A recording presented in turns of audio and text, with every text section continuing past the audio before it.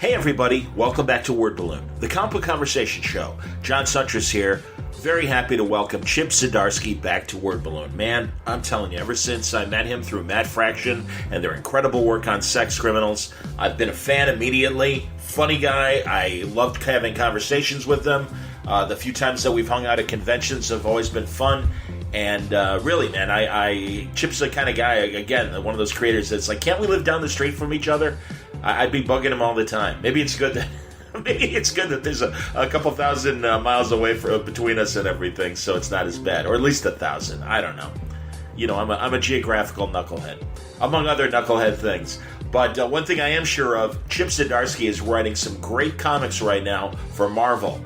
Man, I am telling you, first of all, takes over Daredevil from Charles Soule, and I'm enjoying the hell out of it. It's excellent. And man, you know, you always worry when a book changes hands. And I even get candid with Chip and confess to a Daredevil run that I wasn't crazy about. I love the writer. I swear to God, you'll hear it on the show.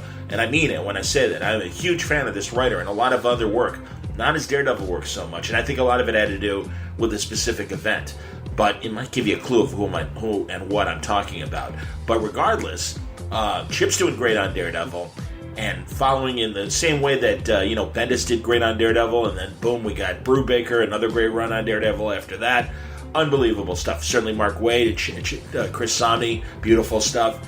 So really, you went from Waid to Soule, and now we got another great run going with Zdarsky. Great stuff, man. And so there's that. Also, the Invaders. I love the Invaders. I always have since the 1970s. Roy Thomas and the great Frank Robbins doing art. We talk about them. And I just love the idea of Marvel's first superhero team.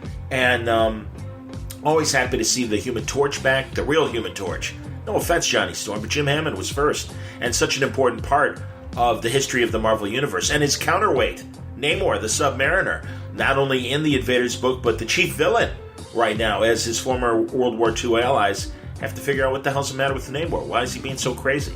So, neat stuff. I love it. Great start to that. And we also have Spider-Man Life Story, which just looked expensive to me. And something that I really didn't want to get involved with because I'm like, I don't know, man. A $5 comic? Do we need that right now? I mean, eventually I'm sure we're going to be saying that just as a matter of course. But all that said, it's good. It's really good. It's a great series. It's a great kind of alternate biography for Spider-Man, where every decade is represented in stories, and we've seen the 60s and 70s, and the 80s is coming up. We talk about that, and it's Chip along with Mark Bagley, and Bagley can draw the hell out of Spider-Man. We knew that for 100+ issues with Brian Bendis on Ultimate Spider-Man, and of course, even his 90s Spider-Man work. We talk a lot about all of that, and we talk about Chip's indie work as well. It's great to catch up with Chip. I like I said, one of my favorite people, always funny, always a fun conversation. Chip Zdarsky on today's Word Balloon. Brought to you by the League of Word Balloon listeners. Thank you, League, for your great support. It's the start of May, and I thank you for that April support I got. Word Balloon is free. It'll always be free, but the League of Word Balloon listeners, through their subscriptions to Word Balloon, are really helping me out and keeping Word Balloon going and keeping the lights on and giving me the opportunity to provide great comic book conversation for you every week. Check it out. If you'd like to subscribe, you can go to patreon.com/wordballoon or go to wordballoon.com and click on the front page, Patreon ad. Thank you, League of Word Balloon listeners. Word Balloon is also brought to you by Aftershock Comics, the company that's telling you to read dangerously in 2019. They're backing it up with incredible product from some of my favorite writers, people like Phil Hester and Tim Seeley and Frank Thierry and Cullen Bunn. Garth Ennis has several series going on right now. This Saturday is Free Comic Book Day, and Animosity, Marguerite Bennett's book, is your Aftershock Comics free comic book. So you should check that out. It's a great opportunity to get an idea of the kind of interesting stories that Aftershock provides. Every genre is covered. Every interesting story idea, from superhero things like Captain Kidd from Mark Waid to incredible horror like Dark Red from Tim Seeley, to historic fiction like The Brothers Dracul from Cullen Bunn, and Pestilence from Frank Thierry that is a bit historic but also with a little spin if the Dark Ages and the Black Plague of the Dark Ages was actually a zombie outbreak Interesting Ideas, Baby Teeth from Donny Cates, of course, Animosity from Marguerite Bennett. So check it out. If any of these story ideas entice you, you can go to their website and find full story descriptions, preview art, and the diamond codes on how to order these books through your local shop at AftershockComics.com. All right, let's get into it. Our conversation with Chip Zdarsky begins now on Word Balloon. Chip Zdarsky, welcome back to Word Balloon. Man, it's been a while, and as I was just telling you off the air, I was meaning to talk to you last year because I liked what you were writing and everything. And thankfully, the trend continues. So welcome back, and way to go, man. I'm so happy that you're getting these great opportunities at Marvel, and they keep giving you cooler and cooler books. Yeah, it's weird. I guess as long as I don't screw up too badly, they'll keep me around. Just nice. Well, the current roster is fantastic, and I want to talk about all of them. But a quick shout back to stuff you did last year, like Peter Parker and Marvel 2-in-1. I really loved Marvel 2-in-1. And that's the thing. You are, I think, I guess, as far as the circumstances of where the Fantastic Four was post-Secret Wars and Reed and Sue off in, the other dimension and, Johnny and Ben kind of doing their own thing. But, so that made 2-in-1, it gave you the platform to tell that story. I mean, is that how it went? Or did you say, this is the story I want to tell because they're in an interesting point, the Thing and the Human Torch, and, it was a great way to kind of set the table for the four of them getting back together again. Yeah, it started off basically with an email from Tom Brevoort, and it was a very simple email, which I think he had some fun with. He basically took a close-up drawing of the Thing, of his waist, and he put a number 2 on his belt buckle instead of a number 4, and he just sent that to me. So I was just like, what the fuck? I wrote back, I'm like, what does this mean? What's happening? He's like, hey, we're going to bring back Marvel 2-in-1. Do you want to write it? I'm like, yeah, of course. And he was like, it's Ben and Johnny, and you can use all the FF villains and ancillary characters and stuff, and basically just have fun with it. So I'm like, oh, that's awesome, because I'd been reading Brian's run on Infamous Iron Man. Sure. And kind of keeping up with Johnny popping up in other books, and it felt like there was a great opportunity to kind of bring those characters back together and kind of examine the grief between them, because it was being hinted at in places and like a couple of conversations, but it felt bigger to me than how it was being portrayed. And I was like, okay, we should kind of go a bit deeper on this, kind of like a survivor's guilt thing. And and they were totally fine with me doing it. And I think I'd written 6 issues, maybe 5 issues when they told me that the FF was coming back. And it was a real close knit group of people who knew. I was at one of the retreats, and I was basically taken aside by the editor Tom and his assistant Alana, and they told me to close the door of the office. I'm like, oh great, I'm being fired. Fantastic.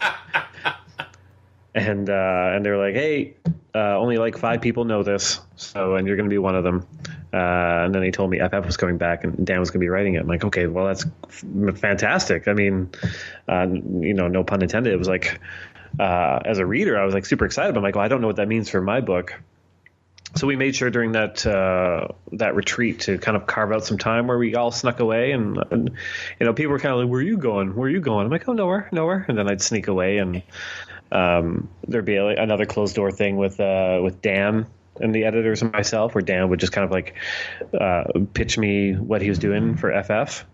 And I don't know if you've ever had Dan Slott pitch you a comic story before, but it's a hell of a lot of fun because he does all the voices. Yes.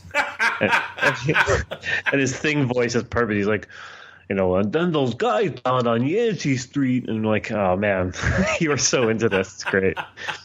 So he told me what he was doing. I'm like, oh, that's fantastic. How are we going to line that up with what I'm doing? And so Dan, Tom, and Alana kind of like helped me shape where I'd be going. And there was kind of the option at the end, like, they want more FF content, so there was an option to kind of keep 2-in-1 going alongside FF. But I kind of felt like at that point It felt like a good time to kind of get off the stage, and also there are limitations that are there when you're secondary to a main book. Sure. Like I wouldn't be able to do drastic changes to Ben and Johnny, and I had to follow Dan's lead, which I did before on Spectacular, and it worked out well. But I was like, well, the tone of the book would change so much that I don't think it would make a lot of sense to keep going with me on it. I could imagine them bringing it back with somebody else, but yeah, I had so much fun. Like all the stuff that Brian did with Doom, like I enjoyed playing with that so much. Like I got to they gave me that 2-in-1 annual. Yes, absolutely. With Declan, and we had so much fun on that. Like I love that annual. Well, it was great. I always say that as much as I love the Reed and Victor dynamic, to me it really is Ben and Victor, because and I'm sure Word Balloon listeners are sick of me saying this, but I always feel like the subtext is, I am so not impressed with you, Vic. And I love that Ben calls him Vic. And it's like, fuck you, Vic. You were that little twerp in school, and you still are. And the same thing goes with Victor. He's like, fuck you, Ben. You're that dumb jock that I hated at school, and you're still the same fucking guy under all that orange rock. And that's the great thing, is they are so, the thing really is just, move ahead. It's clobbered time, and Victor trying his best with his chess-like moves and everything to rule the world or whatever. And it's like, that's what I love about both of them. It's like, I am so not impressed with you, and I really, really hate you. Well, it's so. Yeah, I mean, I love that dynamic so much because, like Doom and Reed, sure, that's an interesting dynamic, but they're both super smart. Right. Whereas in this case, is Ben is not super smart. He's like an average guy. So, you can really push Doom's buttons, because he's like, why is this guy who's not a genius, why is he okay with his situation? Why is he fine being a rock monster, whereas I got some scars on my face and I had to cover it with an iron mask and live as a recluse? Yep. There's a lot going on there, and I love it. I hope to come back to those characters again one day. Especially Doom. He's so much fun to write. Understood, and also, God, man, the original 2-in-1 was always one of my, or I guess the Thing 2-in-1. I don't know if there was a previous 2-in-1 where they had other heroes or whatever. But I was so happy when Dan, 12 years ago, was writing the Thing again. Yeah, and we got a Thing solo book. Because that's essentially, that really was what the Thing book or 2-in-1 was, and I loved it. I mean, I really didn't understand. It wasn't until Brian was like, "Hey, let's put him on the Avengers too," and there've been great FF runs over the years, and certainly in the modern era. And I loved Hickman's run and Fraction's run among them. But yeah, I just it's like, man, I don't know why hasn't the Thing been the A-lister that he was when I was a kid. Because he's just this fun character, and just interesting, and rubs up against the rest of the Marvel universe in so many interesting ways. Yeah, it's changing tastes. I mean, sure. Yeah, well, it's got to be. Yeah, it has to. Yeah, for sure. But if you ask any Marvel Comics writer, there are 3 or 4 characters that everyone agrees upon that are the best to write, and. Doom is one of them. Sure. Namor is another. Yes. J. Jonah Jameson is up there, and I think Emma Frost would probably be on the list now, and Thing. Interesting. They have distinctive voices, and they're so fun to write. Well, tell me before we get, because I absolutely, and I love the thrust of Invaders and it being everyone kind of dealing with Namor and his current status quo.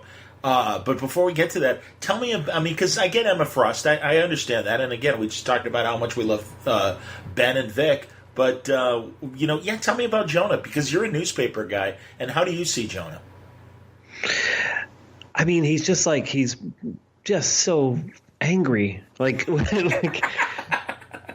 of my favorite scenes was from a Lee and Ramita, where Jameson's, he's in a hospital, a psychiatric hospital or whatever, and he's on the phone and he's getting angrier and angrier, and they have to drug him because he's just yelling about Spider-Man and the Daily Bugle, and he's just he's falling asleep with the phone in his hand. He's just he's so full of rage. He's He's super fun. He's super fun to write. Like, this is the kind of dialogue that you like to get your teeth into. And there's a lot of facets to him because he's been around for so many years. Relationship with Peter versus his relationship with Spider-Man, or like, even his relationship to like Aunt May through his dad. For his dad, absolutely. Yeah. Yeah, there's a lot of fun to be had there. And it's funny, like my wife, she has a job right now where she develops curriculums here in Canada for media literacy. Okay. Basically teach kids how to use the internet properly to research facts. So she's literally combating fake news. Like, that's kind of her job. Yeah. It's a huge responsibility, and it's very rewarding. And I wrote an annual with Jameson, and it was basically just like me realizing that like he's like the original like fucking fake news. Sure.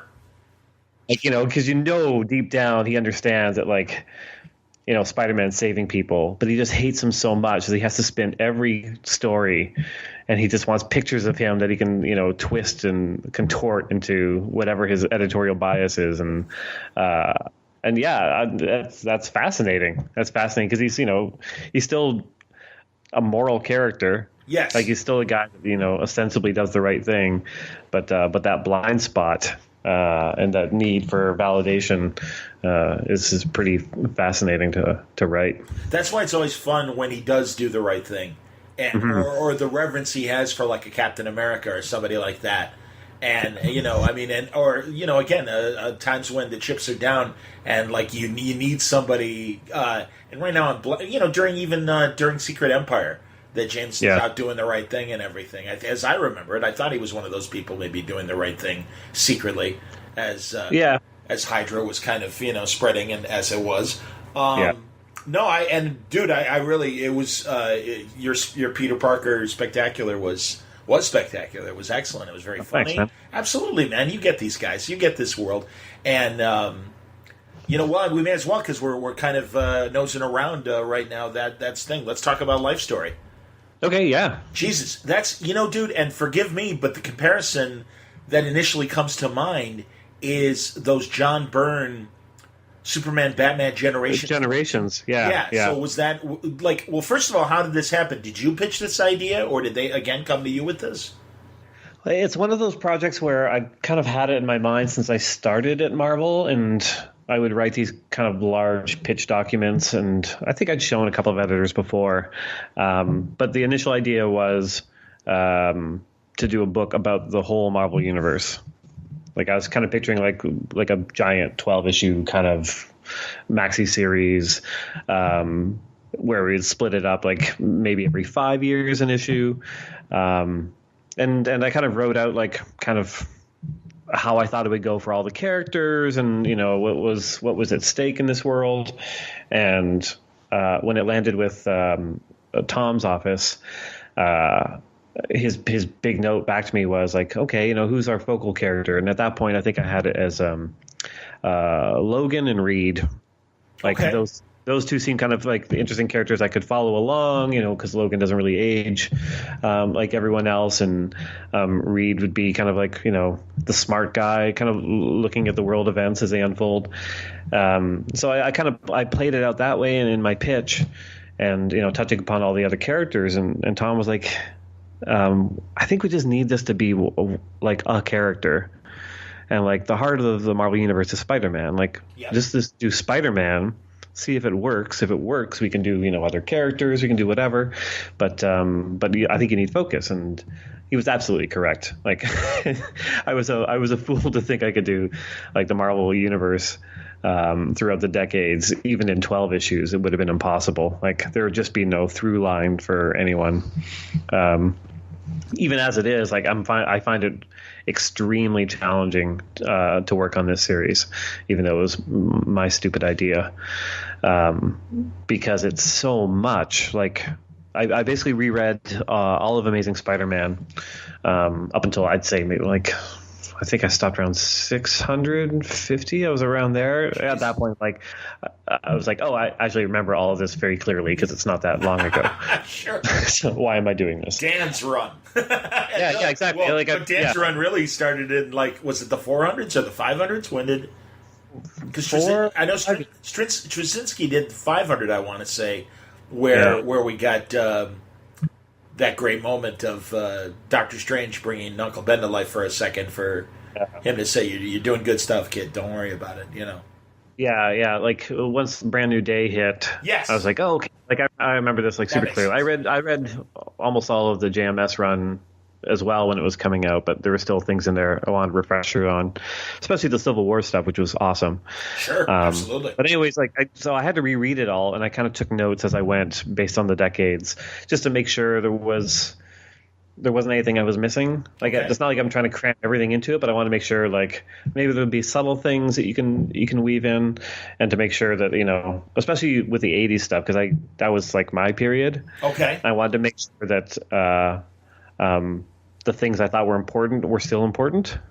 Understood. If that makes sense, because like everything felt important to me. So I'm like, well, of course, you know, Hobgoblin has to be a part of this, and Venom and Kraven. Like I was just kind of listing everything, the wedding, all this stuff, and I'm like, okay, well, I should probably reread it to make sure, you know, my checklist checks out. You know. No, I understand, and again, as an older reader and stuff, I loved how you've distilled the 60s and the 70s. And I think from the first issue, my favorite scenes were Flash in uniform and dealing with, you know, the dichotomy of you know, Peter's point of view and what Flash perceives Spider-Man's point of view, and the whole point of Flash saying, I'm joining because Spider-Man would join. And I love that because, again, I think we know the real subtext of, you know, Stan Lee's views on the Vietnam War and some of the more liberal dialogue he was giving. Ditko's displeasure at what he drew, and Stan kind of twisting it into a more liberal thing. And also, in I want to say Origins of Marvel Comics, those softcover books that came out in the 70s, they reprinted a Shocker story where... Yes, they did. And I love that scene with Flash and Gwen and Peter, where Flash is home on leave. And Peter's and I assume that kind of maybe inspired part of that scene, although your scene plays out very differently.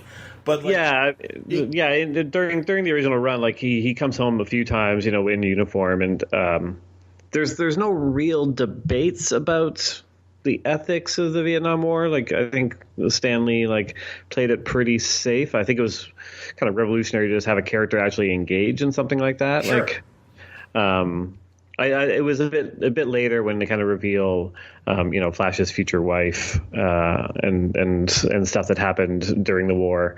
Then it starts to get into it a little bit, but it was kind of interesting how it was just like it was mostly just like buddies getting together and like, oh hey, it's the war hero, and you know, how's it going, and you know they kind of hang out, and Peter gets jealous of Flash for a bit because you know, Gwen's flirting with them or whatever to make Peter mad. Like it's all that kind of, it's the soap opera stuff. It's not really about the politics of the situation at the time. No, but what I loved was that Gwen got in the Shocker story.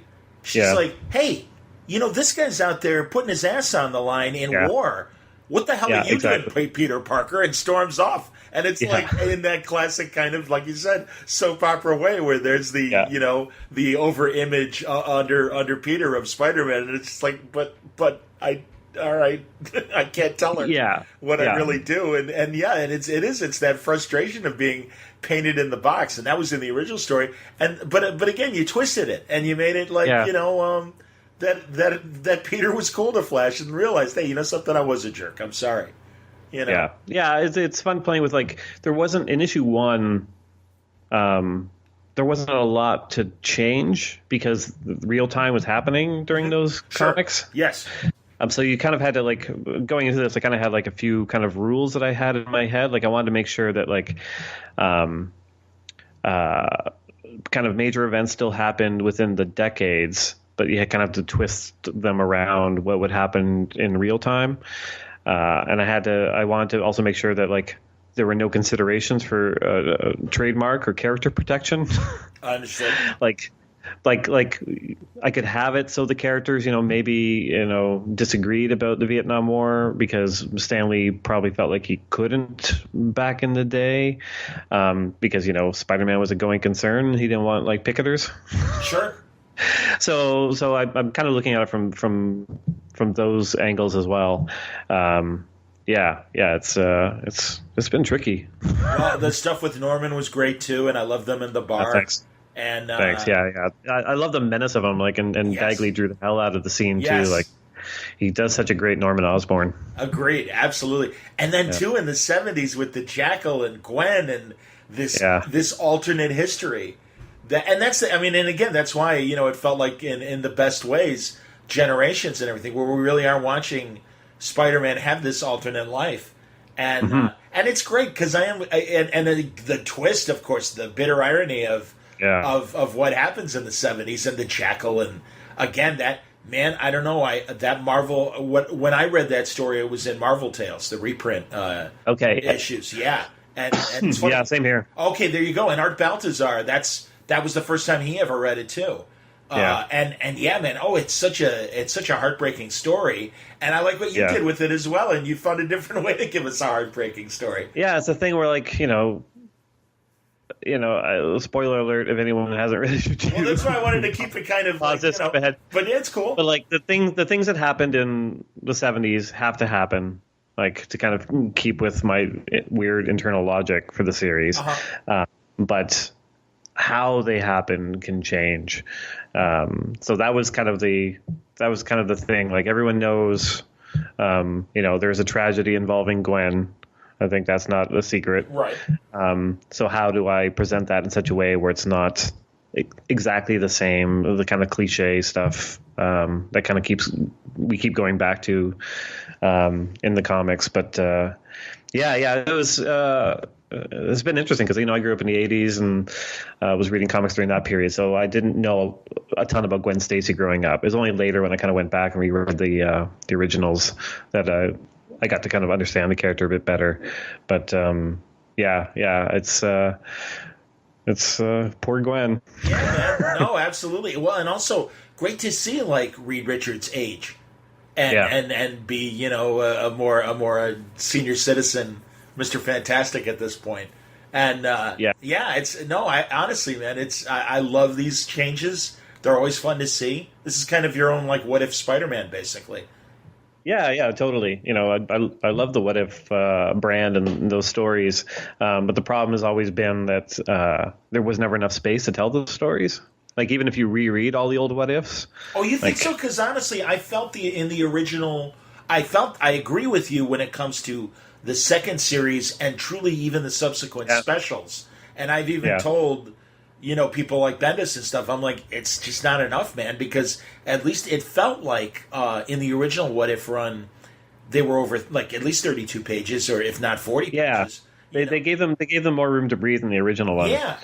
But the problem is always like, I'm finding it too on Life Story. Like, there's a lot of exposition. You have to kind of like, and then this happened, then that happened, and then this happened. Yes. Because you are covering such a wide range of time usually and circumstances. So this, we're allowed to breathe a bit more because it's a decade per issue. Mm-hmm. But even still, like, it's probably the most. It's a puzzle. Out of everything I'm doing, this is the one that's most like a puzzle, trying to figure it out within 30 pages and craft a narrative that works for the issue, but also works overall with the whole series. Like, to have Peter Parker go through a thing over the decades, that's been super challenging. Well, I think what's been great is truly every issue does really feel great, and that's because again, in these multi-part stories sometimes. Some issues just feel like filler and everything, but no, because you are dealing with each decade, it is its own story as each issue progresses and everything. And no, man, you guys are killing it. It really was a pleasant surprise. I was always going to read it. Yeah, man, because again, I'm a huge Daredevil fan. I'm a huge Invaders fan. Oh, cool. Yeah. And really, when he got announced for both of those, I'm like, cannot wait to see what Chip's going to do with these. And Spider-Man Life Story. My buddy Ref at Chicago Comics was raving about it when it first started and everything, and I'm like, Okay, I will check it out. All right, fine. Because again, I sometimes, and especially like is it a $4.99 book or a $5.99 book? I can't even remember. I know it costs a bit more because they're 30-page 30 stories. Pages, yeah. Yeah. But the good news is, like I said, I don't feel like I'm being cheated for the extra price. And again, each issue, and really, this is going to be a high comparison, but it feels like those first couple issues of Frank Miller's Dark Knight Returns, where Chapter 1 and Chapter 2, those could have been standalone stories. Mm-hmm. When he faces Two-Face in the first book, and when he faces the mutant leader in the second book and stuff, and it was like, even though, Christ, and then we wait 6 months or whatever for the third part, and got a year and change for the last part and everything. But again, those first two issues, like, oh no, if you wanted to stop there, that's always my test in terms of, especially with the first issue of a new series. It's like, okay, did you give me enough to say this is what it's about? It would be nice to have some sort of conclusion other than a cliffhanger in a first issue.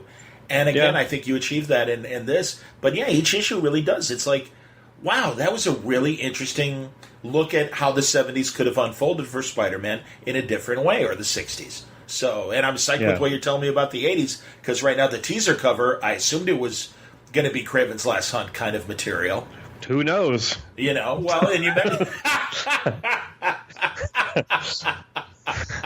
That's the thing. Like, I'm surprising myself as I'm writing him. I was like, I think I'm going to go one way. I'm like, oh, actually, if I combine this character and do this, and if this happens before this, and again, it's like puzzle/dominoes. Like, it's by the time we hit the Clone Saga, it's like, I'll be very interested. A little off the rails. Absolutely, man. No, and again, seeds have been planted, so it's going to be interesting, and No, Chip, I'm telling you, the smile that you hear is genuine, because it really was like, God damn, man, that was really good.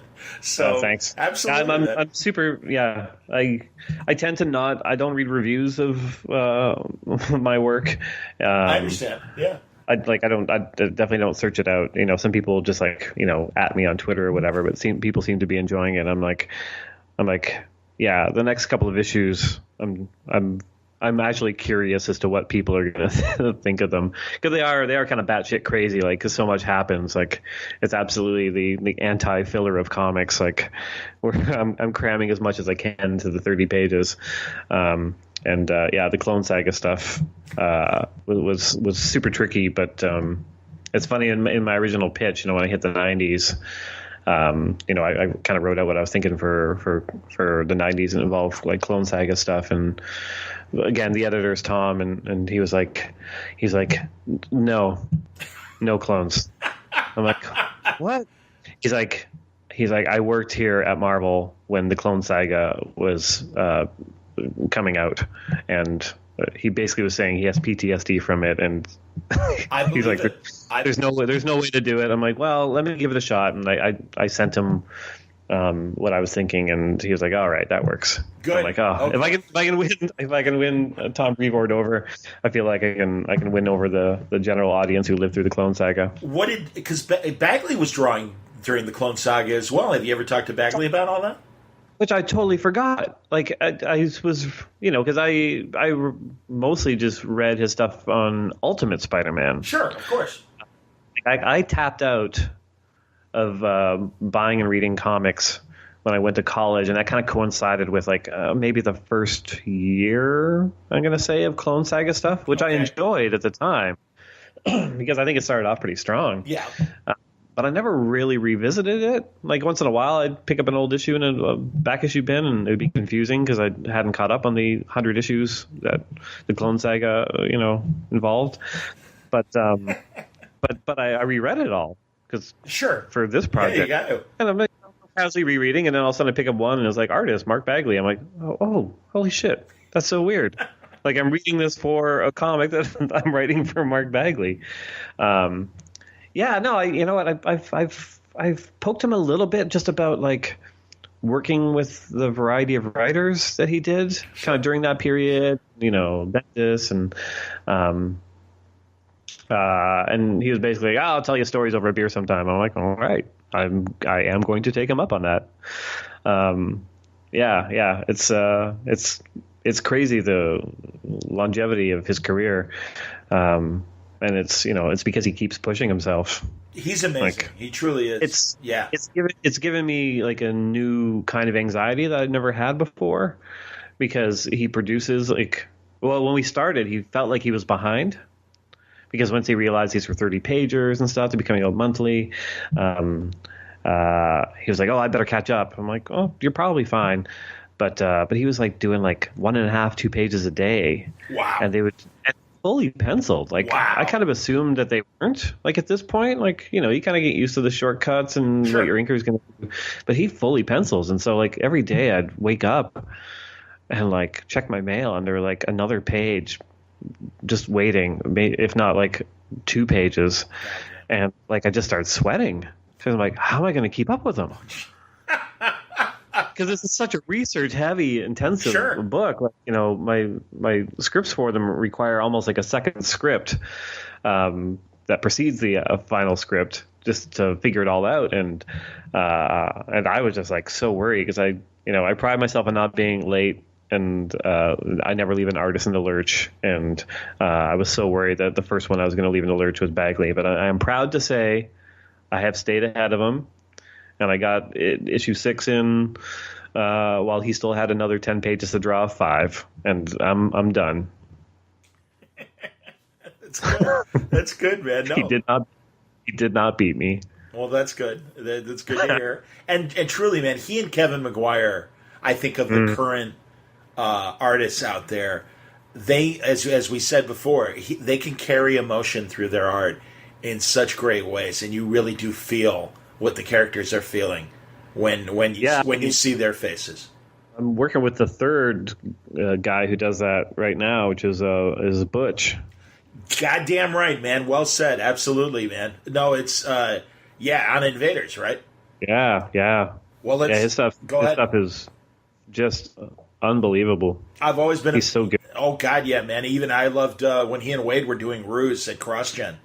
That stuff. And I mean, it's certainly the body of work preceding it and since then as well. No, I'm a big Butch Guys fan, and let's talk about Invaders, because always been a fan, man, and finally got the chance last year to, talk to Roy Thomas at length about the Invaders. Oh, and cool. Oh, it meant so much to me. Absolutely, man. And again, it intrigued me. Are you, how are you with like Frank Robbins? How do you find his art? Because, well, he really is. He's kind of like Olives. Not everybody likes Olives, but I love Frank's art. And it was, as a kid, I'm like, oh, this is weird. But something in the back of my head said, yeah, but it's good, and I'm still reading it. And now as an adult, it finally like kicked in. It's like, oh no, Frank Robbins is really a genius. And it's like, God, I loved those issues. Were so great. And since then, discovered his comic strip, Johnny Hazard. Which is so good, and he's a Milton Caniff disciple in terms of his art style, which I didn't see or feel during his Marvel run in the 70s. But I really do love him. And Roy, goddamn, his mind's a steel trap when it comes to chronicling World War II and putting it through a Marvel prism as he did. So I was always a Bucky fan. So we were getting stories with Bucky, and thank God he's back, because now we can do it more. And Jim Hammond is such a fascinating character as well. So so did you want to do an Invaders book? Did they, again, how did it start? It started with kind of similar to the life story thing. I had another pitch kind of that I'd been sending around, and nobody was quite biting at it. And it was a Namor book. Okay. And the kind of the answer I would always kind of get is like, they're like, oh, we love the pitch, but like, we don't know if this is the right time for a Namor book. And then it kind of became like, Namor books, we don't know how they're going to sell, Sure. No matter what you do with the character, it's hard to sell that title. Yeah, great writers have tried in recent years with Namor, and I love Namor, and I love the complexity. Oh yeah, but go on. Yeah. I mean, I think he's a similar character to the Thing, right? Like, at one point, maybe there were enough people that would like, gravitate toward the character that he could support his own title, but now he seems to be, popping up in other books, whether it's like X-Men Red or FF or Avengers. Sure. So, but I love the character. Like I just love him, and so I kept pitching this and wasn't going anywhere. And again, it was like how Tom kind of talked me into doing Life Story as a Spider-Man comic. He also talked me into turning the Namor book into something else. He's like, we needed to involve other characters, so it's easier to sell. And so I kind of naturally gravitated towards the Invaders characters.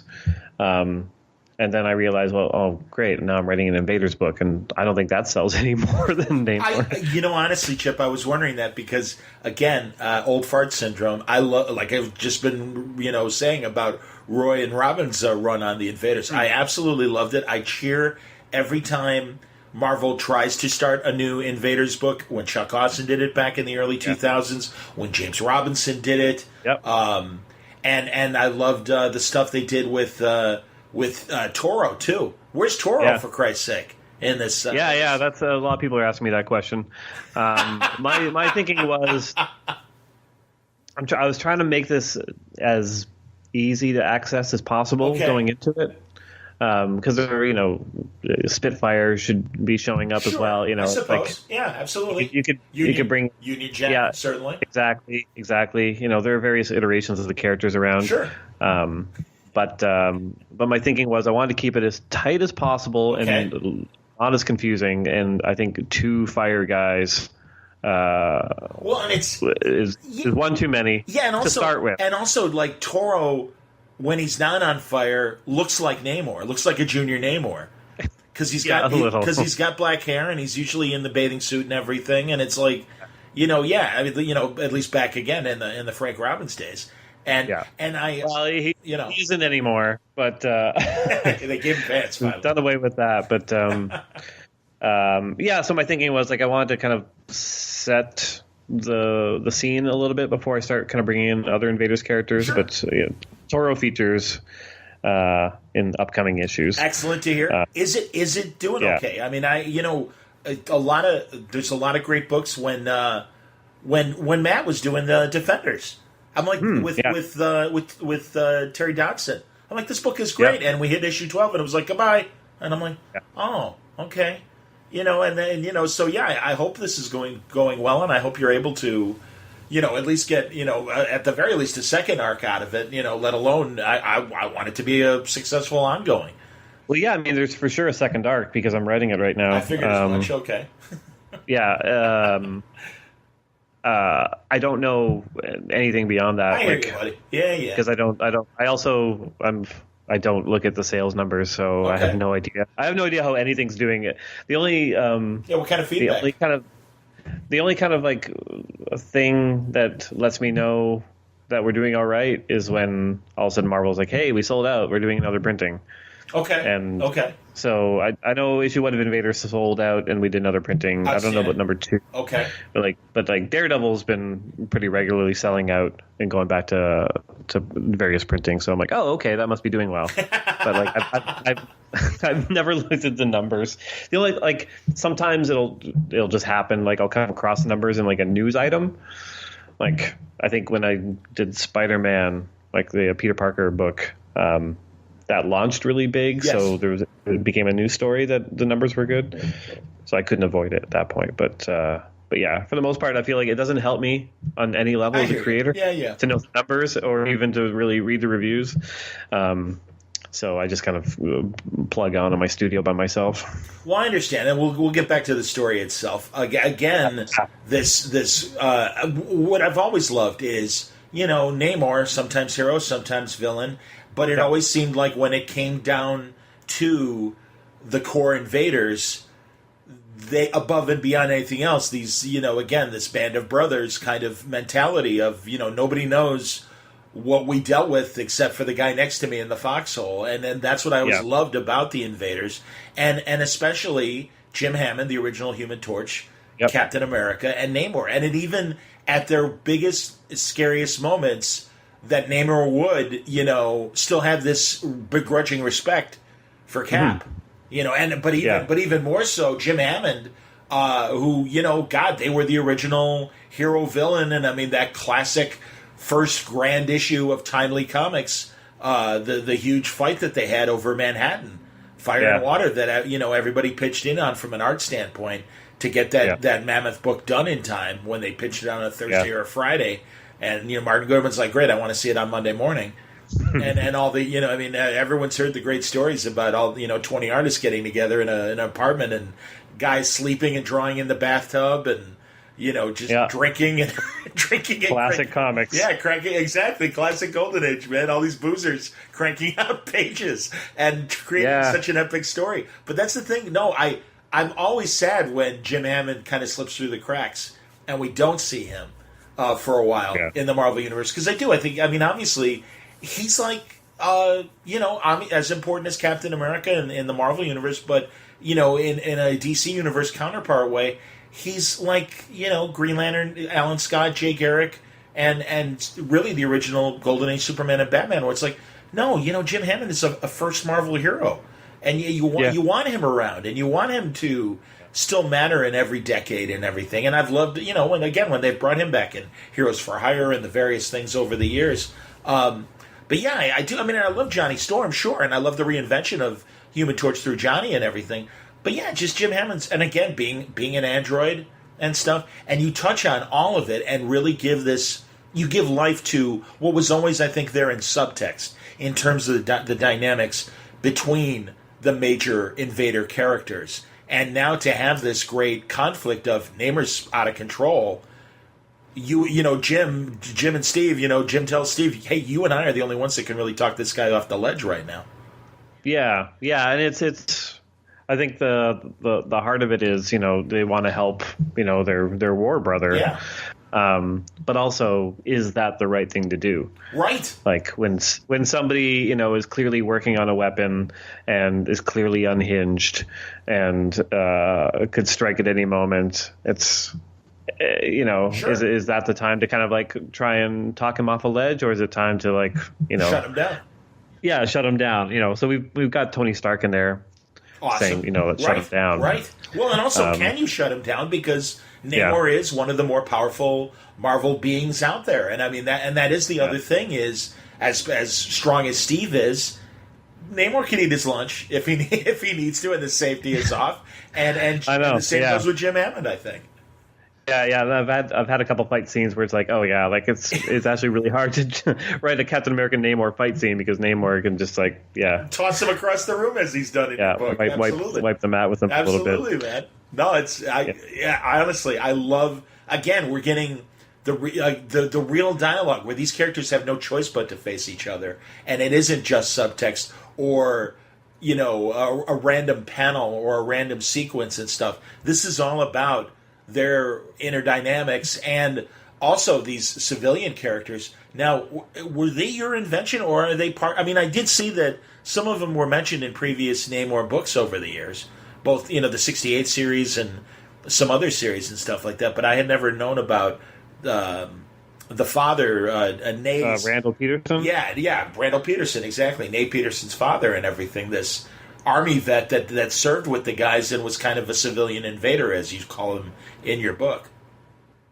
Yeah. I wanted to kind of insert a family into the story. Sure. And it kind of made sense for me to have something kind of like that's kind of like the love and affection for Namor is kind of passed down through the generations of this family, in which they name their kids after Namor because he saved their father's life. Like, I was super happy about that. Like, there's Nay and Roman, which is Namor backwards. Hilarious. That's fantastic. I know. Like, someone pointed that out to me like a few years ago. They're like, "Oh yeah, Namor. That's just Roman backwards." I'm like, "What?" I never thought of that. That's fantastic. Oh, that's excellent. Yeah, man. And again, Imperious Rex. That totally makes sense that it's Roman. Wonderful. Yeah, exactly. What happened to Namor's reporter girlfriend from the 40s? I'm sure she's long dead, obviously. Yeah. But any children, that she had that would be sympathetic to Namor in any way? Yeah, I mean, the thing I toyed with for a little bit was just the idea that, like, oh, Namor's got to have a ton of kids out there. He's the original, like the sailor in the song Brandy. My life, my love, my lady, exactly. Exactly. But I decided against that. There's too many comic characters with the kids popping out of the woodwork. Pointy ears and everything, and wings on their feet. Hey, wait a minute. That's not the milkman's kid. Hold on a second. No, I'm just making it like proper continuity that Namor has no children, and he's shooting blanks. It's just like bubbles that come out of his penis. This is weird. Please. Weird cartoonish bubbles. I was going to say exactly, man. No, I'm talking to one of the co-creators of Sex Criminals. Of course, we're talking about this stuff. And by the way, it was great to see in that early issue, right in the post-war or whatever, celebrating a victory, that Namor's got a girl on his lap, and it's like, this is why we do it, Steve. It's to I totally needed that scene. Yeah, I wanted to show like Cap being, a little reserved, and Namor just like celebrating, but also like not acknowledging the people who have died. Like he's clearly dealing with it in a different way. Absolutely, yes, very much so. Yes, Bucky in the background. Yes, jeez. Well, and again, I love exploring that period of time, his amnesiac years as well. And and again, I wasn't following X-Men Red, so I don't know if they've touched on Xavier's time with Namor, possibly in that period as well. No, it's interesting because of Marvel time, like the sliding timeline of it all. Like that amnesiac gap is actually massive now. Right.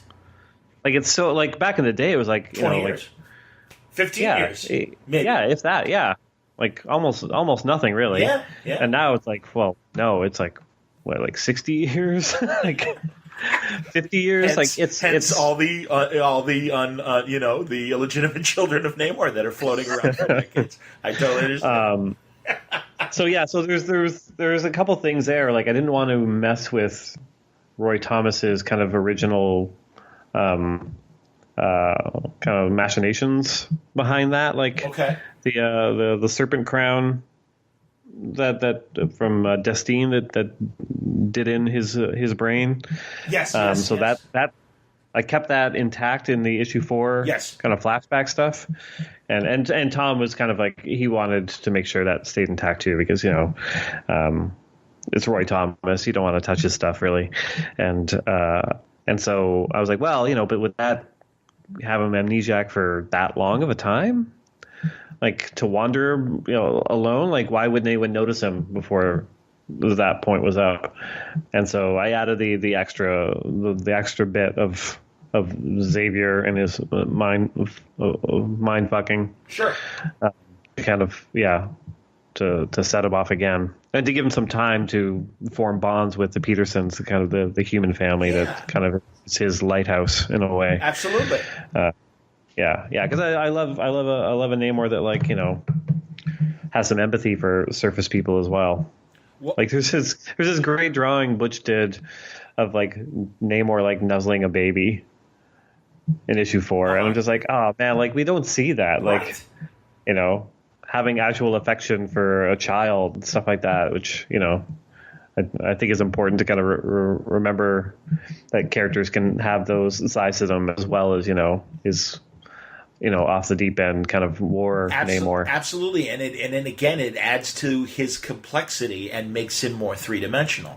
And you have sympathy, as crazy as he is, you also have sympathy for him in ways that, depending on how he's depicted, may not always show up. So and we've had explanations in the past about why he kind of flips back and forth. Like John Byrne kind of famously did the whole thing in Namor where. He had this machine that like recalibrated him between surface oxygen and underwater oxygen, because it was the imbalance that was driving him into these crazy rages. And that was a fine kind of scientific solution, but it also kind of robbed us of the potential for that happening again. Totally agreed. Down the line, which it clearly has happened again. So. The timing of the series worked out really well because I knew Jason was doing Namor as kind of a bad guy again in Avengers. So I'm I think he has him calling people air-breathing bastards, which I love. I gotta catch up on Jason's Avengers, and I don't want you to spoil, but will Sue Storm ever make an appearance in this book? Yeah. I don't want to spoil anything, but Okay. what was I going to say?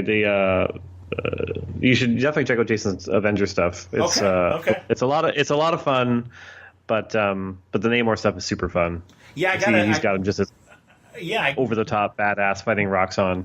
Awesome. Yes, indeed, and that's another great thing, of course, with what Jason's doing is playing with Roxxon and everything. Yeah. So no, that's great. You know, I saw him and I saw Hickman in the after hours of C2E2. I couldn't walk the con because of my stupid injury on my ankle and everything. But I did get the doctors to let me hang out for the after hours. So I briefly saw Jason and John, and they're the best guys. Dude, I'm telling you, I agree with you. And God, I'm kind of embarrassed that I haven't had a good Marvel word balloon conversation in really since the end of last summer when I had it several. So it was great to catch up and I forget, has Hickman done word balloon before? It's been a long time. It's been a lot. The last time was when he was writing Avengers, and he was doing. What was his big event with Avengers? I mean, the whole thing was a giant event. Secret Wars, was kind of the ultimate. We talked. I mean, certainly I had him on during Secret Infinity. Wars, but I'm thinking of Infinity. I think was whatever it was called and everything. No, and I mean, and then truly, I love John's creator-owned stuff, as I love your creator-owned stuff as well, and Jason certainly. So they're both just like legitimately great dudes too. Like, like since I started doing the Marvel retreats, like I was very conscious going into those that like sometimes like egos could clash in the room, and like there's a lot of kind of like crazy stories about them going off the rails and fighting and yelling and stuff. And as a polite Canadian, I was a little nervous going into it, but I came into it at a good time. Like the new creators that came in the same time I did was myself, Matt Rosenberg, Kelly Thompson, Donnie Cates, and Ed Brisson. And they're all great. Yes, they're all great people. Yes, they are. So and we were all, kind of various levels of, first time nervous, and we got into the room, and like the room was so great and accommodating and like helpful. So who was the old guard? Who was John was there, Jason was there. Was Wade there or no? Yeah, Wade's there. And Slot's there, obviously. Slot, Joe Quesada. Sure. A ton of people, and but the everyone kind of like helps out in during the course of these retreats. Yeah. But Jason Aaron is so he's like, I think pound for pound, Jason Aaron is the best mainstream comics writer of the past 10 years. I can't disagree with you, dude. He's super solid. No matter what book he takes on, it's super readable. You're just you're in. Yeah. Even if I have no familiarity with the characters, and Southern Bastards is probably my favorite comic. So it's he's the guy, and so he should have this giant ego. But he doesn't. You're in the room with him, and he's just quiet and calm, and he'll tell you his story, and it's just amazing. And when he kind of quietly interjects and gives you a tweak to your idea, it's you're like, oh my god, that's so great. It's so great. That's awesome. And Hickman's just got a mind unlike anything I've ever seen. He doesn't seem human on a lot of levels. But he's also gleefully human at the same time when you actually hang out with him. Well, years ago when the tablet was first starting to happen, I remember Fraction telling me at the retreat that Hickman was just kind of explaining how great the comic page is going to look on the tablet, and really had kind of scienced it down. And he said, literally, he goes, I felt like one of the chimpanzees or one of the apes in 2001. Where they suddenly realize that pounding the hip bones in the dirt means something, and he goes, and we were all just ooh, it's okay, we get it, this group think of okay, now we're excited about this thing, and I've seen Jonathan's notebooks of ideas in the past and stuff when he was first getting with Marvel, and I love John. John's terrific, and another guy that I have tremendous respect for his creator-owned ideas, like Jason as well. But also, And the reason why I brought up Sue regarding Namor, they just have that one moment, and I'm reasonably certain it was in John's run of FF and not Matt's, where Sue kind of puts Namor in his place, and he's just like, you are a glorious woman. And it's true. It's like he's still got it bad for Sue, no matter where the relationship is. And in fact, I loved that moment in Spider-Man Real Life in the 70s where Peter digs deep into Reed.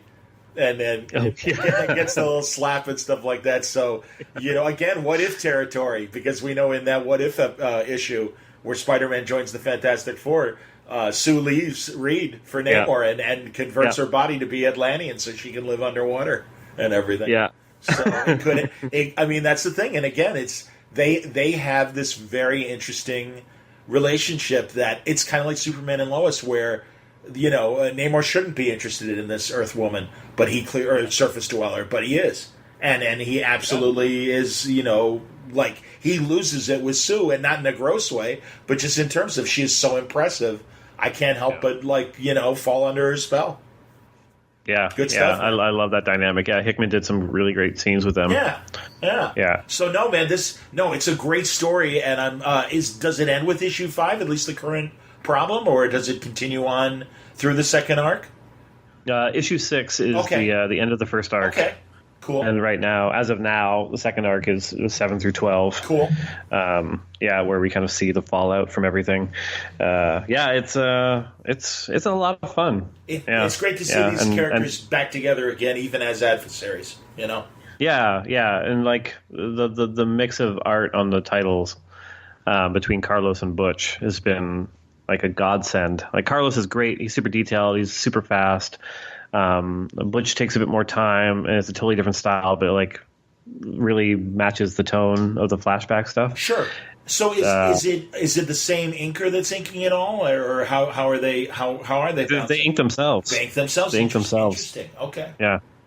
I kind of want them to mix it up and have Carlos ink Butch on one and Butch ink Carlos, but I think that would be a big monkey wrench. I hear that. It's nice though because it keeps the book on track schedule wise too. Like one of the considerations these days is how do you maintain writer artist teams on books, because the speed that the books have to come out and the slowness of the art process, like it can really kind of screw with a book on a lot of levels. And this is kind of one of the solutions we kind of came up with for doing that, and it feels like it works. Yeah, man. Honestly, I still I didn't notice the art changes when they happen, and I remember Butch working, I want to say, on Captain America with Brubaker, and they had a second artist kind of weave in and out to kind of help things stay on time and everything.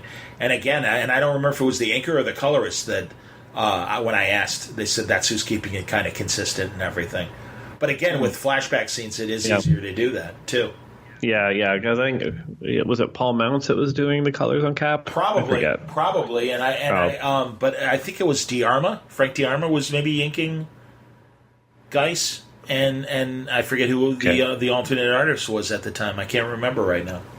But Butch's pencils, like I love his pencils maybe even more than his inks. Like when they come in, they're just like it's such a choppy style that he does the pencils.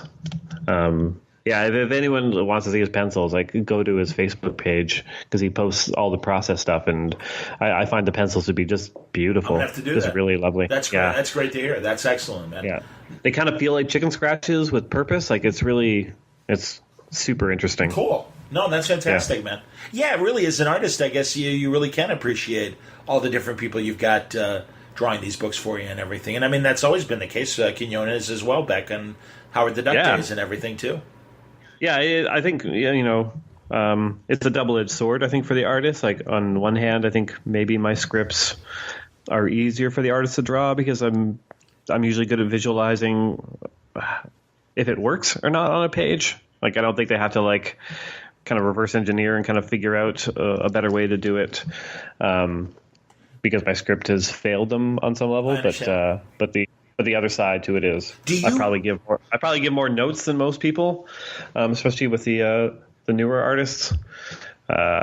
I can see that maybe I drive some people crazy. Well, as an artist writer, I mean, do you for your own scripts do you break down as like do you draw as much as at least to give yourself an idea of where you're going, or do you write full script and you don't need to break it down for yourself? Let alone do you share any sort of breakdowns or anything like that with another artist?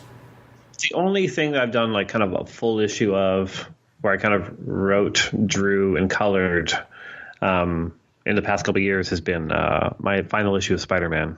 Okay.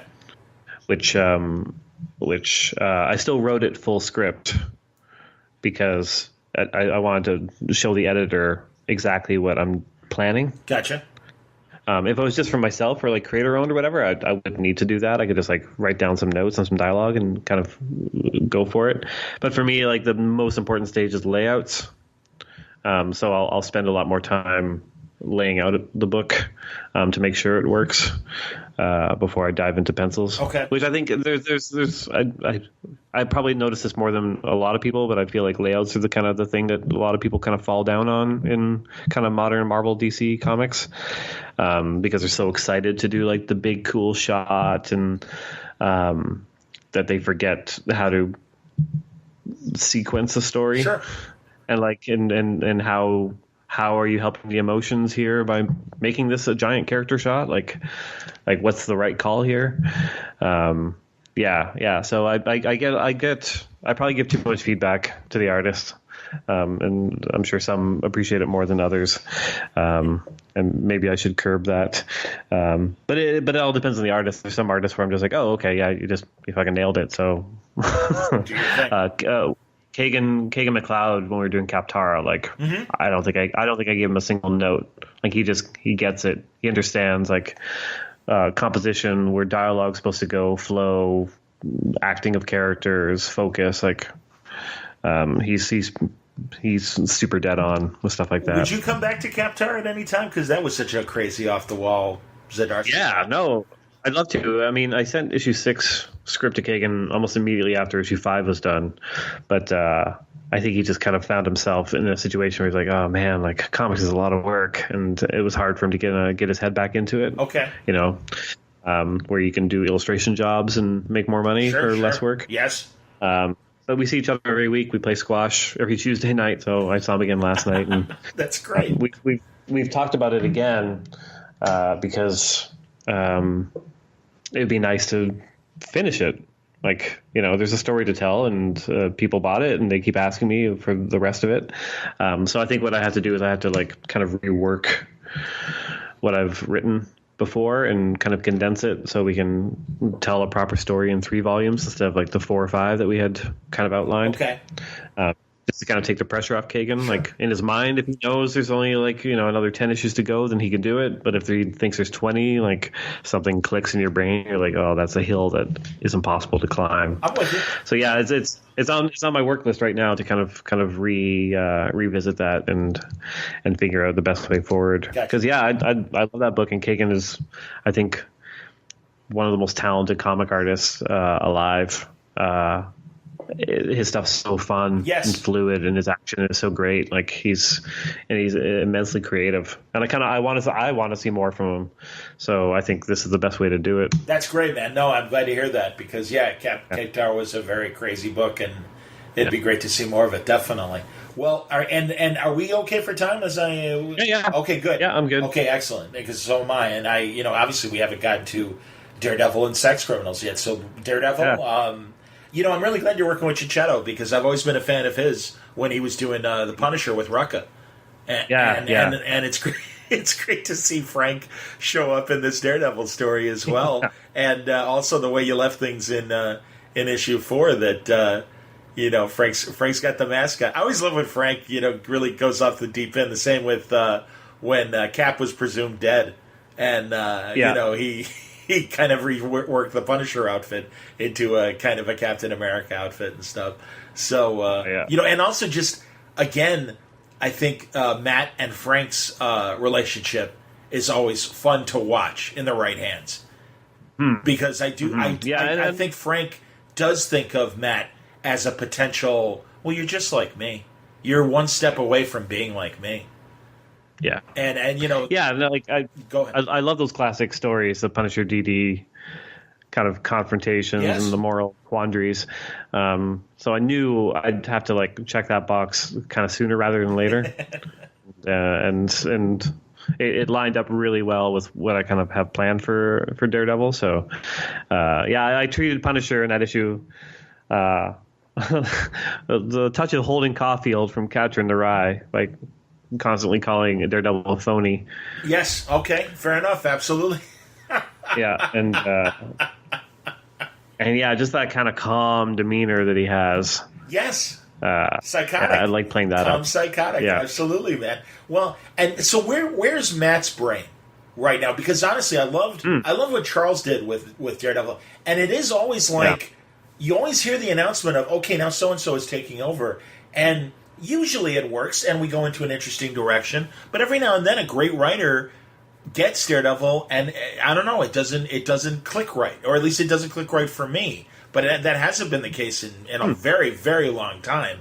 I mean, which I mean, is there? Do you feel comfortable saying I'll say, which yeah, ones I think didn't click? Andy Diggle started okay, but I really didn't like the direct. And I don't even remember what the event was called. But when he Shadowland, Shadowland didn't work for me. Yeah, I feel like I love, and truly, I'm not just saying this. I love 90% of what Andy Diggle does. 9 out of 10 times, he's had me at hello. I love The Losers. I loved his Green Arrow Year One stuff. His 2000 AD stuff is always really, really interesting. And he hasn't been on Word Balloon yet, but he will be. And I'll, pray at the altar when it properly needed and everything. And it won't be an effort because he's great. I love his stuff, and was really excited that he was going to take over Daredevil from Brubaker. Yeah, I mean, and that's the thing, because like, I mean, when I went from Brian to Brubaker, it's like, oh, this is great, another crime guy that really understands Daredevil. And then when Wade came after Andy, and it's just and I always have to break into my Mark Wade imitation. Yeah, I wanted to take Matt back to what made him fun in the '60s, and it's like, yeah good idea. And he had sounded killed it. It was like, oh my god, this is wonderful. And then Charles came on, and Charles, being a lawyer and stuff, Charles gets it, and I really enjoyed Charles's run. So I think when you go into writing Daredevil, like I think there were a couple things that happened there. One, like the transition from Bendis to Brubaker was very seamless. Yes. Like even in choice of artists, like it kept a very similar vibe. Yeah, it was Michael Lark, right? Yeah, and so going over to Diggle, and who was the artist? I don't remember. That's the thing, you don't remember, right? Good point. Like it's one of those situations where, like, I remember even when I was reading it, I was like, there were a lot of great parts to that run, I think. Yes. But the tonal shift in the art, even if the artist was great, which I'm sure they were, the tonal shift kind of threw it off. I don't think it matched what Diggle was attempting to do with the story, and when that happens, it can really throw the reader off, and the reader doesn't know why. They're like, why am I not digging this? Absolutely, man. Whereas with Wade and Samney or Javier or Mark was like, they were all in pretty perfect sync for the tone of that book. Absolutely. So that was when they approached me about Daredevil. That was one of the big questions, like, what are we going to do for artist? And I think we went through, I'm going to say, a dozen suggestions that kind of came through. Interesting. And for each one, I kind of went through. I'm like, no, man, it's too superhero-y. Like, it's too too cartoony in some places. There were just the things that didn't fit, or artists that weren't strong enough. And I was just like, when we finally got to Marco, I'm like, okay, that's the guy. Like, if we can get Marco to like really hit it from kind of a darker, grittier kind of thing than he's done before. Like, even on Punisher, like, I think he's leveled up here. And gone darker, and we got Sonny Go on colors, and he helps that immensely as well. Sure. It worked for the tone of what we're doing. No, and so I'm over the moon with the reception of it, and Marco and Sonny on art. And we've got a guy. Marco's going to come back on arc 3. Okay. And a couple of issues on arc 4, and for arc 2 we've got a guy named Lalit Sharma, and he's awesome. He's great, and he perfectly suits the tone of the second arc too. So matching artist and tone to what we're doing with the story is hugely important. Sure. Will that start with 6 or 7? That would be 6. Okay. Very cool. Yeah, he's doing 6 till 10. And I just sent Marco the script for issue 11. Excellent. So yeah, we're deep into it. I'm excited, Chip. Honestly, I know Matt's in good hands right now, and I like I said, no, it's been a great 4 issues that I've read so far, and I'm digging the story, and I like where everything is right now. And I'm hoping people dig what's coming, because it's we do some pretty drastic tonal shifts as we kind of go through, and so kind of keeping people on board and getting them to trust me was kind of like key to this. Well, we're used to your lighthearted stuff and were for so long, and truly, that's the great thing I think about this trio of books, and also again in 2-in-1 as well. You got to, we're seeing the serious side of Chip Zdarsky, if you will. yeah. I mean, I think the dramatic side. I think when you go onto like a book that, like a company book that has like a history, you have to make sure that you're suited for the character, and the story that you have is going to be suited for it as well. Like, you don't want to square peg round hole kind of situation where you're just banging away and it's not working, or you're trying to twist a thing into something that's not.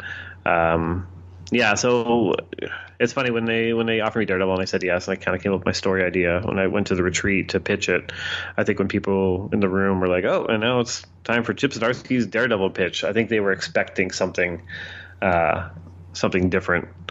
Because when I laid out what I'm doing, like you could tell it in the room, like some people were like, "Oh, wow, okay, sure." That's a little dark. All right. Okay. All right. And there were points that needed to be debated in the room, which was good for the story, I think. And I wanted to make sure that like the tone was going to be appropriate. You don't want to become something you're not. Like, I think the story is something that I have in me, and I want to tell it. It's not like I'm bending over to like, oh, I got to prove myself as a dark, serious guy and fake being dark and serious. No. Like, I'm a very dark man. Of course you are. Cry at night. Of course, exactly. It's all right, Chip. It's okay, man. I understand. That's awesome. No, truly, man. It's the genuine storytelling, bud. And I really, I am so happy for you again that you are getting these opportunities to tell these great stories. And Thanks. Because again, taking nothing away from your crazy creator-owned stuff, whether it's you and Matt together on Sex Criminals or Keptara and all of that stuff. It's good stuff. So now tell me, because I usually wait for the trades, but so you're going to be doing a backup story in Sex Criminals, or you're currently doing that? Not a backup story, but I've got the layouts on my desk right now for issue 26. Matt sent in the script a week or so ago, and I'm back into it. So my day job is now, once again, artist on Sex Criminals, and my evening job is writer for Marvel. Interesting. So I'm gonna have to figure out how to balance that and prepare my wife to not see me ever again. Yeah.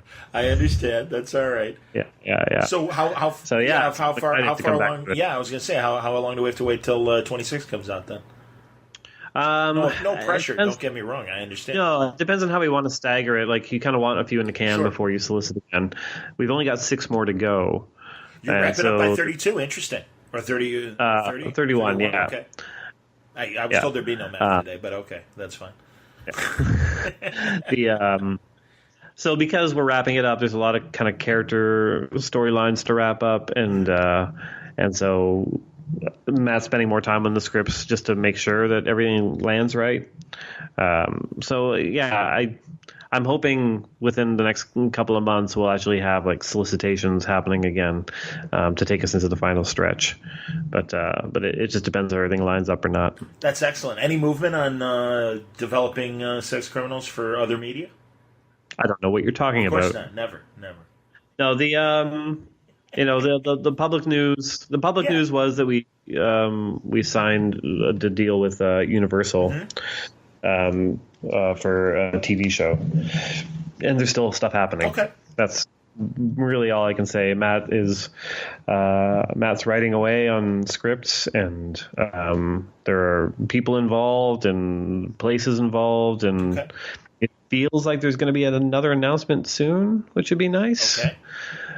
Because I just keep having all these secrets in my head with nobody to tell. Understood. Sure. So yeah.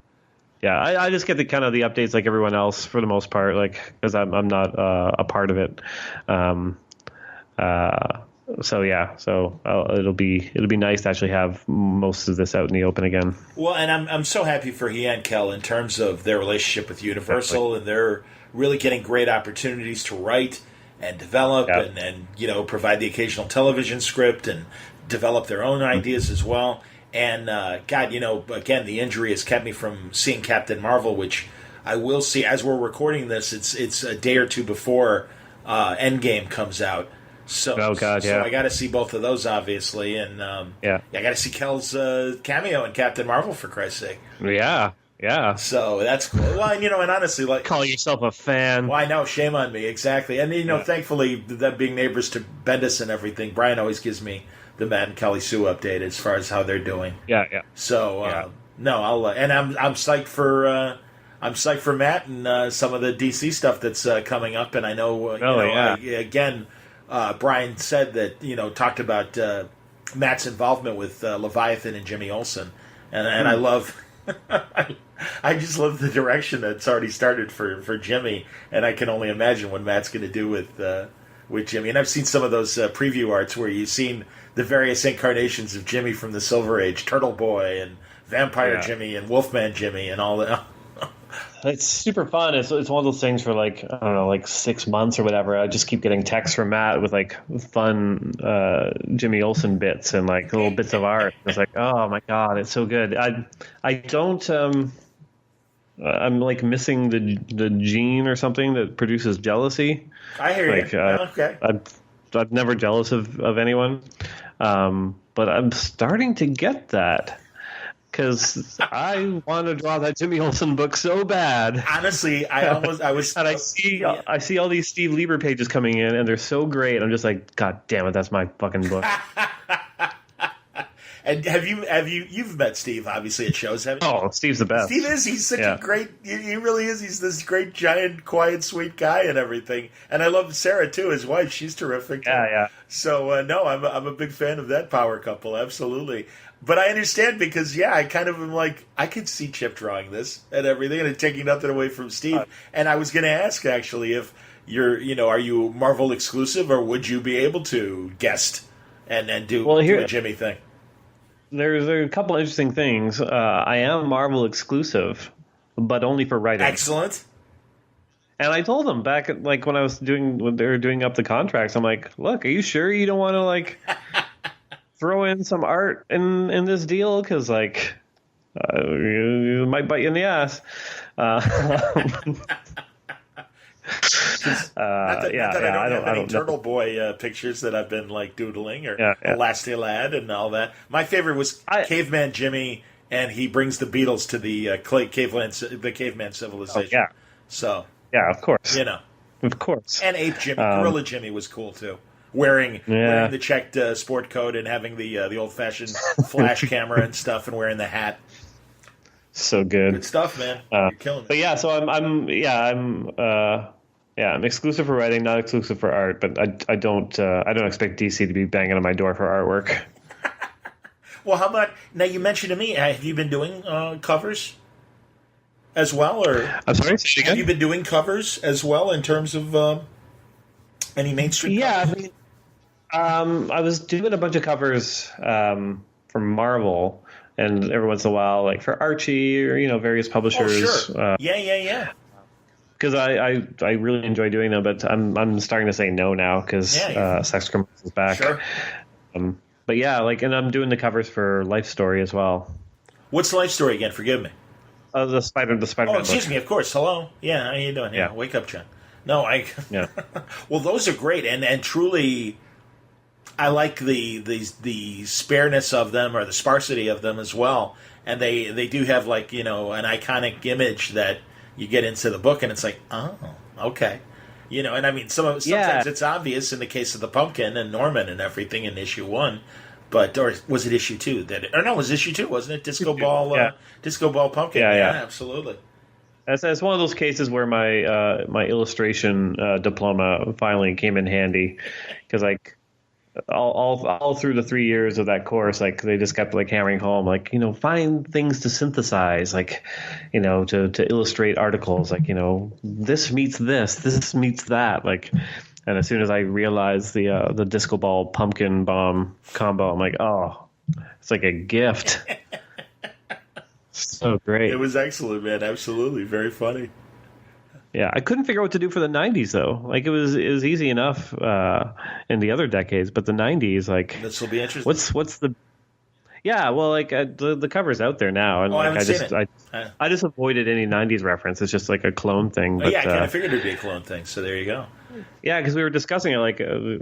Again, the editor Tom, he was like, I submitted the roughs. He's like, well, it'd be nice to incorporate something from the 90s here. I'm like, well, you tell me what. What in the 90s had happened that feels like it ties into this issue that we can... Bill Clinton playing the sax? I don't know. Awesome. Very goddamn funny. You're killing me. As always. Good stuff, Chip. Seriously, I'm so happy for you. And really, it was again. I mean, I had been reading Daredevil, but I caught up with Invaders, and I knew. I mean, again, you had me at a low with Invaders, but really, Spider-Man Life Story is such a pleasant surprise, and I really do think is going to stand as a very significant run in the way that some of these other side Spider-Man events have. And cool. Yeah, absolutely, man. No, and so happy that you're coming back to Sex Criminals, and just in general, man, happy to talk to you again. Christ, it's been forever. Yeah, same here, man. Yeah. So let's not wait 2 years or 3 years, and we'll down the road when the next arc is ready for Invaders or Daredevil or again further along in Life Story, and of course the return of Sex Criminals. Plenty of reasons to talk to Chip Zdarsky in the near future if time allows. Yeah, We'll check in 6 months when Marvel fires me for drawing Jimmy Olsen. You got to have him at the coffee shop with Peter. That would be great. There you go. I like it.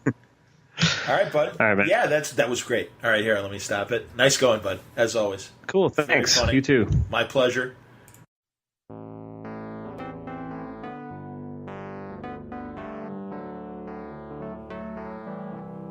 Chip Zdarsky and a whole slew of Marvel books happening right now. You should check them out. They deserve your attention if you're not already reading them. I have a feeling, though, most of my Word Balloon listeners are probably already on the boat with me as far as the great work that Chip is doing lately. And I'm looking forward to him and Matt coming back to Sex Criminals in a few months. That'll be great. Hope you enjoyed today's Word Balloon. It was brought to you by Aftershock Comics, who are asking readers to read dangerously in 2019, and they can back it up with some incredible books. Things like Cullen Bunn's Brothers Dracul and Dark Red from Tim Seeley, and Stronghold from Phil Hester, and of course Animosity from Marguerite Bennett, which is Aftershock's free comic book day and one of their flagship titles. A great entry point to get into Animosity by taking advantage of free comic book day. But that's the tip of the iceberg, man. Stuff from Garth Ennis and Adam Glass and his son Aiden are working together, and Adam's got his own series as well going on. I mentioned Tim Seeley before. Some of my favorite writers are at Aftershock Comics, writing some really fresh concepts, interesting ideas. Check out their product, go to their website. You'll find full story descriptions, preview art, and the diamond codes on how to order these books through your local comic shop at AftershockComics.com. Thanks again for listening to Word Balloon. Thank you, League of Word Balloon listeners, for your continued attention. And, man, I'll tell you, it's already off to a great start in May with 3 new episodes. We have this one you just listened to from Chip Zdarsky. We also have Mark Laming talking about James Bond and Star Wars. and working on some other great books over the years, like American Century with Dave Tishman and Howard Chaykin, and also our mutual love of British television has to come up in our conversation with Mark Laming. Then there's also Mike Cronenberg, who also is a great comic book aficionado. He's the author of the Batcave Companion from Tomorrows. He and Mike Urey took a look at Batman writing and drawing from the 70s and the 60s. That was really a great book, and also Mike has thoughts on the EC line. He did some great cover work for them. He's done a lot of cover work for Tomorrows as well, and he works for Noir City and one of my favorite boxing magazines, Ringside Seat. So lots of things to talk about with Mike Cronenberg on one of the other episodes you'll find in today's feed right here at Word Balloon. Come back to wordballoon.com and check out the archive. There are tons, over 800 interviews that are waiting for your attention over at wordballoon.com. 14th anniversary coming up in just under 2 weeks on May 10th. That's when Word Balloon officially turns 14. I can't believe it. I'm thrilled that I'm still here and having fun with everybody, and I really appreciate everybody listening and enjoying the conversations. I promise that more great stuff is to come this month and throughout 2019. Thanks for listening. Until next time, Word Balloon is a copyright feature of Shaky Productions, copyright 2019.